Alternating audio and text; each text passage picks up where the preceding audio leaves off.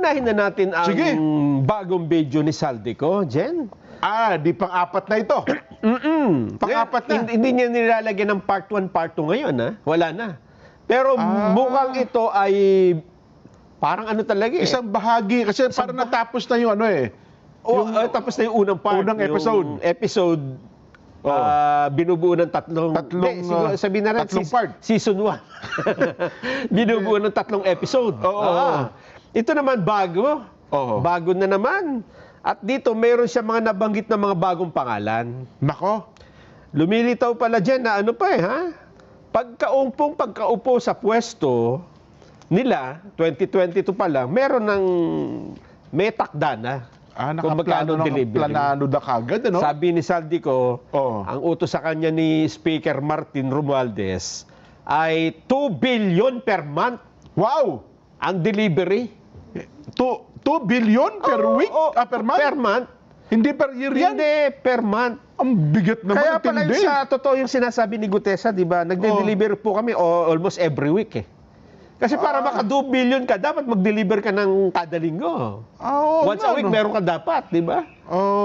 Kaya pala nung sinuma, 52. Kasi hindi naman daw naaabot yung 2 billion na quota. Per month, oo. Mabigat nga, no? Akala ko parang per year man lamang sana siguro. Per month. Siguro, mahaba-haba yung video dyan eh, ha?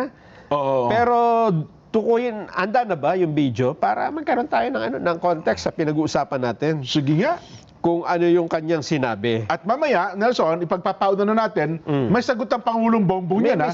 May sagot ang Pangulong Bongbong. Sige po. Panoorin natin. Saldico. Ang sistema po ay ganito. Ang mga tao ni Henry Alcantara ay nakikipag-ugnayan sa mga tao ko na sina Paul Estrada at Mark Ticsay. Sila ang tumatanggap na pera mula sa mga tao ni Alcantara. Minsan sa bahay ko sa Valle Verde, minsan naman sa BGC parking. Pagkatapos nilang makuha ang pera, sila Mark at Paul naman ang nag-aayos o nakikipag-coordinate sa tauhan ni Speaker Martin Romualdez na si Jocelyn Sereno para sa pagdi-deliver ng male-maletang pera patungo sa bahay ni Speaker. Una, sa North Forbes Park sa McKinley Drive at nang lumipat siya sa number 14 Nara Street, South Forbes Park. Gusto ko pong linawin, hindi ako nakikialam sa mismong proseso ng paghatid. Dumaan lang po sa akin ang pera na agad dinideliver kay Speaker Romualdez. Ako lang po ang nagko-confirm sa text kay Speaker kapag nadala na ang pera sa bahay niya. At lahat ng ito, mula sa unang utos noong 2022 hanggang sa huling delivery noong 2025. Umabot sa mahigit 55 billion pesos plus ang naihatid sa bahay ni dating Speaker Martin Romualdez. Madalas hindi nabubuo ang hinihinging 2 billion pesos bawat buwan ni Speaker, kaya iyan ang final total. Ang sinabi mismo ni Speaker Martin sa akin na hati sila ni Pangulong Marcos sa perang yon.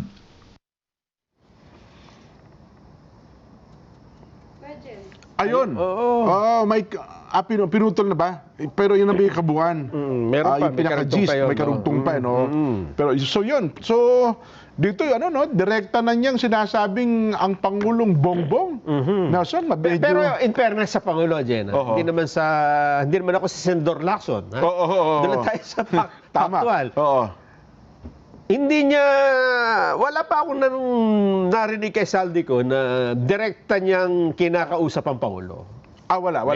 Na siya mismo nagdala o paman. Ang kausap niya dito, Speaker Martin Romualdez. Yes. Ang sabi ni Martin Romualdez, hati sila sa dinideliver. At saka yung si Pangulong Bongbong daw ang nagde-demand nung 2 billion.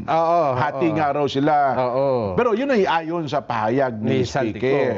Ayon naman kay Speaker Romualdez, naglabas na siya ng statement last week di ba? Ni piso daw, wala siyang kinukuha Sabi ni? Speaker Martin. Pero teka lang, bago mo ituloy, Nelson, parang inobserbahan ko yung naunang video tsaka yung ngayon. At parang ang bilis ko bapal ng hair ni, ano, no? Ano lang yan? Pakita mo nga. Ayos ba ng... Ipapaliwanag ko, ha? Sige nga. Video expert ako, eh. At saka, parang may lightings na, ha? Kumpara doon sa nauna. Ipapaliwanag ko yan, ha? Sige. Kailangan natin ng ekspertong analysis dito. Pakita mo nga.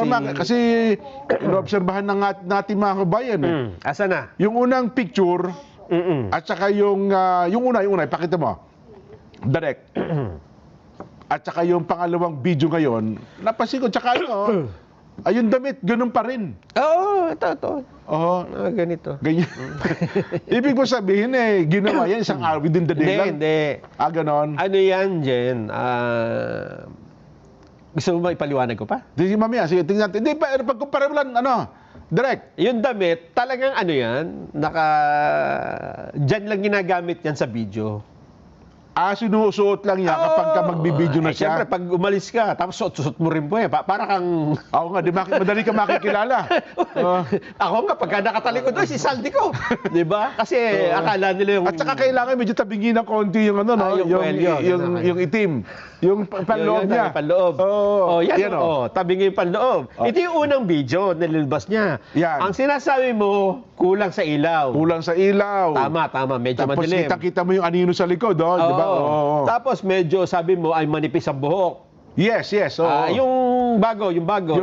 Pagkumpara natin. Baka sabihin nila pareho ng suot. Pareho ng suot. Pero iba yung suklay, di ba? Suklay lang yan. Tsaka medyo maliwanag. Ano yan, tawag, nagkaroon ng volume? Binaba niya ng kaunti. Nagkaroon ng volume ba tawag yan? Kasi sa atin, masyadong flat yung buhok mo, volume mo ng kaunti.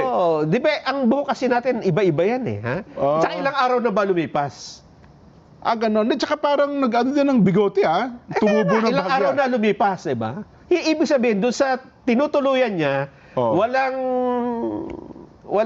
pang-ahit. Yung una, tinan mo. Balik sa una. Meron din bigote, pero dito humaba-haba. Kumapal ng bahagya. At saka, yun nga, nadagdagan ng lightings. Magkaibang araw yan. Magkaibang araw. Ganon. At saka itong pangalawang video, wala ng anino. Tingnan natin. Yung pangalawa. Yung pangalawa, kasi nga, mas maraming ilaw. Natuto na siguro. Sir, wala kang lightings. Hindi daw kamukha eh. Ganon? Hindi kamukha. Yung una, yan. Hindi kamukha nung talagang Saldi ko eh. Tapos, nung pangalawa, tabingi pa rin t-shirt. Kasi nga ano yan? Parang may iba Parang magkaibang tao? Flat ang konti ng buhok niya dito, tapos dito. Suklay lang yan. Hindi lang nasuklay pababa. Ito kasi nasuklay pataas. Blower yan, blower. Na-blower. Totoo? Yes! Tsaka kulang sa ilaw. Pero yung built ng katawan, parehas ba? Parehas lang. Oo. Tignan mo. Tsaka nagka-lightings nga dito sa pangalawa. Pati yung ano niyan, yung angulo ng camera, magkaiba. Medyo mababa itong isa, kaya kita mo yung noo. Malapad ang noo niya, no? Dito naman sa isa, sabi niya, sir, medyo nagaano yung ilaw. Kasi dinagdagan niya yung ilaw, kaya kailangan takpan yung noo para hindi mag-reflect. Kasi dito nga, di ba nung nakaraan, sabi nga nung Senado, yung pisa niya kasi dito walang anino. Pagka wala pang anino, hindi walang kinalaman anino dyan. Kung laglagay ng maraming ilaw, wala ka anino talaga. At tulad natin, wala tayong anino. Pero isang bagay titsakin natin official kaya ito? Baka mamaya nasa official Facebook page niya yan. Same. Facebook page. Blue badge. Oo. So, at kasabay niyan, Jen, ha? Okay. Naglabas din siya ng mga larawan. Yung sinasabi niyang sige, pakita natin isa-isa muna, ha? Para magkaroon tayong idea. Ano ba yung mga larawan na yan? Larawang kupas. Mga larawan ng mga maleta. Ayan, makikita mo dyan, merong pecha, di ba? Tapos may... October 2, 2024. Cash out, 27 luggage. May mga lugar. Tapos may mga petsa. May mga petsa. Ibalik mo muna doon sa picture ng maleta. Pansin natin, Papapansin natin sa ating mga babayan. 450 million, Ibig sabihin, 550 meron million. siyang petsa ng delivery. At merong petsa mismo yung mga maleta at picture. Weekly nga, no? November 22. Ayan, yan. Stop mo muna dyan, ha? Stop mo muna. Oh. Di ba may maleta, picture. Tapos nasa pagitan ng dalawang kotse. May text, di ba? Sa baba, June 14. Mapapansin mo na merong petsa sa gitna. Ayun, yung December 2. December 2, 2024, okay. Ito, January 12. Message Tapos yan, no? message. Ibig sabihin, yan ay galing sa isang messaging app. Messaging app. Pwedeng Viber, Messenger, Telegram, o ano pa man. Or WhatsApp. Ibig sabihin, Jen, ito ay hindi... Ito, ibig sabihin, pag nakuha mo yung cellphone niya, makikita mo ito. Hindi ba ano yan? Kasi naka-auto-delete, halimbawa, Hindi, disable, nakagano'n? Screenshot ito, Jen. Screenshot or either pinicturan. Mas malamang pinicturan kasi tabingi yung... So, posibleng yan, naka-store pa doon sa cellphone. At ito, December 14, Para wag mawala siguro, pinicturan.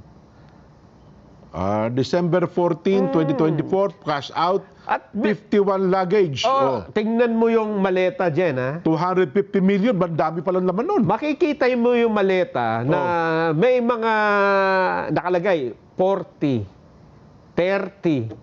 Minsan merong masking tape tapos may number. Ganyan yung pagkakakwento ni Orly Gutesa. Sabi niya, bakit, paano mo nalaman na 40 million yung laman? Kasi may mga nakatataka niya. May nakasulat po sa mga bag, maleta. Ibig sabihin, tumutugma eh. Yun na nga. At sabi niya, may nang tanong paano mo nalaman pera yun? Baka naman hindi mo, kasi binibilang araw nung mga tauhan. Yung pangalan na binanggit din ni Saldico, di ba? Pero meron ko na isang napansin, 1B for RR. Sino yung RR? Si RR, sino nga ba si RR? Carey Herrera. Hindi, RH yun eh. RH. May kilala akong RR eh. RR? RR. Ewan ko kung siya ngayon, Jen. Ibang RR siguro. Ito, daming RR, no? Si Ray din yun eh. Kaya lang, di ata siguro yan. Hindi naman pwedeng representative Romualdez yan. Kasi hindi awkward hindi, no? Awkward. SP siguro, speaker. Ngayon, Delivered to RR. So, si RR tumatanggap. Dineliver daw kay RR. At lahat yan, puro RR, ha? Pati yung listahan. Yung mga nauna ba? Ganun din? Lahat. Tingnan mo, puro RR. Ayan, listahan. Tingnan mo yung nasa taas, delivered to RR din yan eh. Ganon. So, pays to RR. Sino yung RR na yun? Pays to RR na, million? Grabe. Di ko na mo nga, parang ang every week merong delivery. Ang pagitan lang, September 22. Tapos naging September 17. Awan pala, September 01. September. 2023. 2022 ba nagsimula? September 1, 2022, meron na. Grabe pala, no? Kaya sa kabuuan daw pala ata yan, mga 51 billion daw ba? 56 billion yan. 56 billion? Ayan, total, RR. RR na naman, RR nga. 55 billion. Delivered to OP naman ay 1 billion. Ito yung sinabi niyang siya na ang nag-deliver kasi nga raw, hindi doon nadadala sa kanya. Di ba, nagagalit na nga raw. Ito naman, kay Cadiz, ito bago. Hindi ito nababanggit na pangalan dyan. Yusek Cadiz eh. Sa DOJ ba siya? Ang alam ko, Jojo Cadiz yan eh. Yusek Jojo Cadiz. Tama siya. Saan ba siyang opisina? Ang alam ko, gusto niya dapat maging DOJ Secretary. Pero Yusek yan eh. Nasaan ngayon? Kasi siya daw ang kausap mismo ni ni Saldi na nagsabi nga raw na nagagalit daw. DOJ nga dyan. Yusek ng DOJ. Kung Yusek lang sa ng DOJ, ewan ko, ayoko mag-speculate, hindi man binaging Saldi ko. Pero yun lang sinabi, nung nagkausap sila nung Cadiz nga raw, sinabi, doon sa statement din, nagagalit nga raw. Kasi hindi raw nakakarating sa kanya yung sinasabing share. Kaya naghatid daw siya ng 1 billion through Yusek Cadiz. Oho. So yun pala ang sinasabi. So ngayon, ano ang importansya pa nito, Nelson? Oh. Nako, malaki din. Kasi ang dami ng para siyang no? Parang isang kwento na lumalaki. Oho. Kasi ako nga, hindi ako naniniwala doon sa sinasabi ni Yusek Bernardo na yung Adrian Bersamin lang, tapos yung Traigi Polaybar. Parang... Kasi paano dyan na sila yung nagmamaneho, di ba? Oo. Sila kukuha ng pera. Oo, tapos sila rin yung mastermind. Sila daw nagpapalitan daw siya ng armor ban eh. Yun nga. Tataka nga ako pagka ganun, delivery boy lang yun, di ba? Pagka sila yung... Kasi ang mastermind, kahit saan, utos lang yan. Ano lang yun sa... Tagamando lang yan. Naghihintay lang yun. Oo. Ano po ang sagot dito ng Pangulong Bongbong Marcos? Yan ang sinasabi ko. Oo. This time, hindi niya ito iniwasan. Tama. Kasi yung nakaraan, sabi niya, I don't want to... elaborate, parang gano'n, no? Hindi, yung dignified. I don't want to comment dignified that statement, Saldico. Yung unang statement niya. Ngayon, sa isang press ko nata, na itanong ito ng reporter sa Malacanang. Itinanong na ng reporter. Sabi niya, nung una po sinabi niyo, I don't want to dignified. Pero may mga kaso na po At may mga nag-resign dahil dun sa mga nabanggit. Ngayon po, ano po ang inyong masasabi? Yan. Eto po. Pero itong tanong ay hindi... Ewan ko kasama ba yung tanong doon sa ipaparinig natin? Yung Malacanang reporter yun. Kasi hindi pa nabanggit yata ito doon sa tanong yung bagong video. Parang kasama na. Kasama. Kaya pala tinanong uli. Oo, tama kasi merong bagong video nga pala. Yes. Sige nga, pakinggan natin ng Pangulo. Anong reaksyon niya dito sa bagong aligasyon na ito? Well, look at the quality of the statements. Alam mo, mahaba nang naging mga usapan natin tungkol sa fake news. Anyone can go online and make all kinds of claims and say all kinds of things. Paulit-ulit. But it means nothing. For it to mean something, umuwi siya rito. Harapin niya yung mga kaso niya. Kung meron siyang gusto sabihin niya. Malalaman naman ng tao yan Patunayan. But come home. Come home. Ba't ka nagtatago sa malayo? Ako, hindi ako nagtatago Kung meron kang akusasyon sa akin, nandito ako. Gawin niyo pareho. At para patas lang naman. Yun. Malinaw ang pahayag ng Pangulong Bongbong. Fake news yan. Hindi. Ang sabi niya, umuwi ka rito. Ganon? Oo, pinapauwi niya. Yung pauna kasi sabi niya, parang yung mga aligasyon, yung mga fake news yan Mali daw, di ba? Oo. Kaya para mapatunayan mo yan, umuwi ka rito. Yun. Umuwi ka rito. Harapin mo. Di ba? Ako nga yan, hindi ako umalis, andito ako siyempre po, mahal na Pangulo, kaya alis ng bansa, Pangulo. Kaya alis ng bansa. Harapin mo ang mga aligasyon laban sa iyo. Di ba? Yes. Yun ang challenge ngayon kay Ginoong Saldico. Diba? Pero sinagot din ni Saldico dyan sa video na yan Ang alin? sa unang part. Ang sabi niya, kaya siya nagtatago kasi palalabasin daw na siya ay terorista. Yun. Ibig sabihin, kung ikaw ay isang terrorist target, di ba, hiniling sa Interpol o sa sinuman, di ba? Terorist taong ito isang terorista. Target ka. Yes. Anywhere ka, pwede kang neutralize dyan. At hindi ka makakakuha ng asylum niya pagka deklaradong terrorist ka, no? Di ba? Oo. Yun. Yun ang sabi. So, bagay, no? Parang hindi nga rin daw siya makauwi dahil nga sa may banta rin daw talaga sa kanyang buhay. Di ba? At mukhang yung inilabas niyang video, napanood mo ba? Yung buo? Oo, yung buo. Oo, dalawang beses ko na pinanood, pero... Hindi pa siya tapos, Meron pang bigla naputol Yung bigla sentence, di ba? Parang kinat agad Oo. Abrupt. Oh, tapos nakalagay may abangan ng part 2. Yes. Nung ano yan, yung second episode ba? Second episode, part 2. Ano siya? Season 2. Season 2, ayan. Saldico. Oho. Mahirap din kasi dyan na na mag-react ka dyan. Kasi ang technique yata niya, halimbawa, sumagot ka, di ba? Oo. May dininay kang isang bagay, bigla siya ngayon maglalabas ng ebidensya. Nako, may Katulad nung ginawa ni Senator Lacson, di ba? Sabi niya, hindi, walang, ba't ng marami? Ba't mag-i-insert sa, sa BICAM? Pwede naman sa NEP. Di ba? Yan ang sinabi ng lahat eh. Oo. Ganun ha.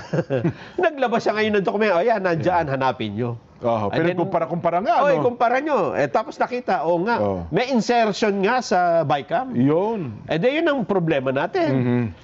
Pero ngayon, ang sabi nga, hindi, sa tingin namin dyan na misrepresent lang ang Pangulo. May mga taong gumamit ng kanyang pangalan. Di ba? Ibig sabihin, totoo yung sinasabi ni Saldico. Kasi ang kanyang pagkaunawa, kung misrepresentation, di ba? Sa Pangulo nga napupunta yon dahil yun ang sinabi ng mga kausap niya. Yun, In tama. fairness sa Presidente, hindi naman siya nakausap talaga na diretsahan. Wala pang, sa lahat ng video lumabas, Wala pa. Wala pang sinabi si Saldico na direkta niyang kinausap ang Pangulo. Inutusan siya, di ba? Yes, walang ganon. Nakausap niya si Amina Pangandaman, Yan. Budget Secretary. Oo. Nakausap niya si Martin Romualdez, yun ang sabi daw, 2 billion. At saka Adrian Bersamin, Yan, di ba? So ito yung mga nakausap niya. At saka yung sa huli, yung Jojo Cadiz. Yung Cadiz, Yusek Cadiz. Yusek Jojo Cadiz. Kaya lang dyan, titingnan mo yung mga posisyon ng mga ito. Yusek ng DOJ. Ano bang ginagawa ng DOJ? Diyan, katarungan yan, di ba? Kapag may kaso, di ba, yan ang titingin kung kakasuhan ka o hindi. Napakasobrang kapangyarihan. Kung ito sindikato, napakasobrang kapangyarihan nyo kasi hindi kayo kakasuhan ng DOJ. May kasabot kayo sa loob kung totoo yung sinasabi. Di ba? Tapos meron kang mismong DBM. Nako. Di ba? Department of Budget and Management. Ako sa tingin ko, Nelson, baka ang utak niyan yung little president. Sino yun? Yung executive secretary siguro kasi tinuturo. Yung Ulaybar daw sinabi. Sa bagay, galing doon, tapos yung Adrian Bersamin ay kamag-anak ni... yung ES Bersamin. Naku po, ibig sabihin ba pagka tinagtitagri mo yan? At pagka nagkaturoan, ang maituturo ay si Executive Secretary Lucas Bersamin? Baka dyan mahulog yan, Nelson. Magkakaroon... Mabigat yan, baka, ibig sabihin Ang sabi nga niyan, Jen, pagka yun nangyari ay baka maghalo ang balat. Sa tinalupan?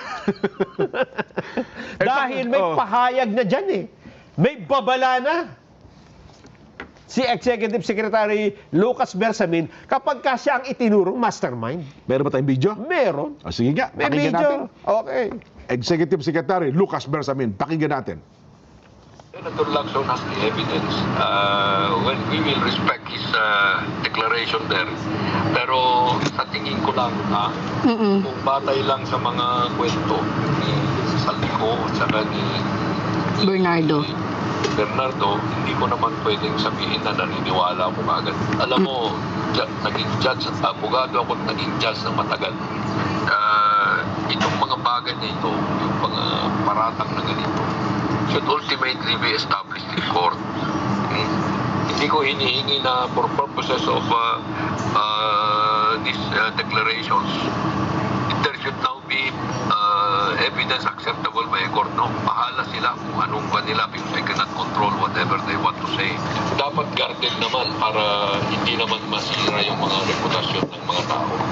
Hindi ko alam yan. I cannot judge the veracity of Senator Lacson's statement. But go ahead. What is nagbatay sa handwritten unsworn sulat ni Bernardo, mga ganun. Bahala silang mag-discard dyan. But as far as I know, Adrian and the others are not that into this na sila lang ang gumagawa. Huwag din nila sabihin na ako ang mastermind. Yun. Matindi yung Huwag sabi nilang niya. sabihin kung Oo, wag mo sabihin ako mastermind, pero hindi rin siya naniniwala na yung Adrian at yung isa ay sila lang ang gumagawa. Yun na nga. Sayang, may karugtong pa yung mas mahaba-haba pa sana ang sinabi eh. Oo. Mabibigat pa yung mga sinunod yung sinabi eh. Ganun ba? Pero pinakamatindi yan, huwag yung sabihin ako mastermind dyan. Oo. Baka tama sabihin, baka maghalo ang balat sa tinalumpan. Parang ganun, ano?